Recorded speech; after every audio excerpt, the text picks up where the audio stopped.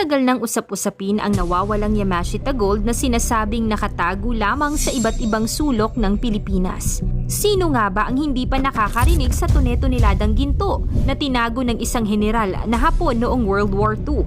At alam mo ba na maging ang mga Marcos ay nagka-interest rin sa Yamashita Gold? Hanggang ngayon, marami pa rin ang tumatangkang humanap sa tagong yaman.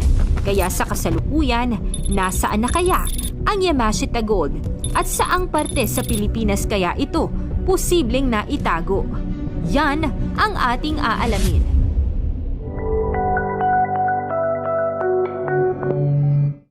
Si Yamashita Tomoyuki ay ipinanganak noong November 8, 1885. Kilala rin siya bilang Tomobomi Yamashita.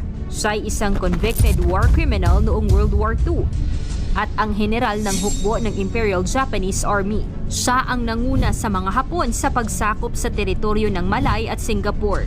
Naging matagumpay siya sa pagsakop ng dalawang malawak na teritoryo sa loob lamang ng 70 araw, kaya't nakakuha siya ng palayaw na The Tiger of Malaya. Na-assign si Yamashita sa Pilipinas upang depensahan ang kanilang kinikimkim na teritoryo.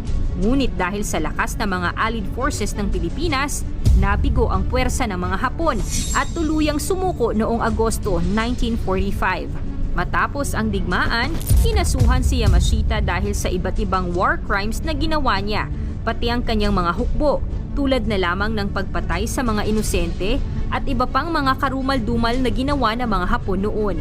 Bagamat tinanggi ng general na may kinalaman siya sa iba't ibang krimen, nahatulan pa rin siyang guilty at binitay.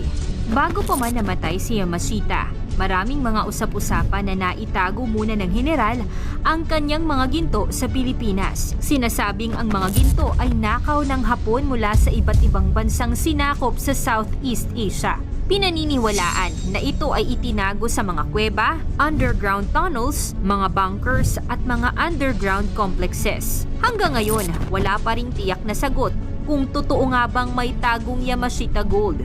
Ngunit isa sa pinakasikat na kwento ang isang Pinoy na treasure hunter na di umano nakakuha ng Yamashita Gold.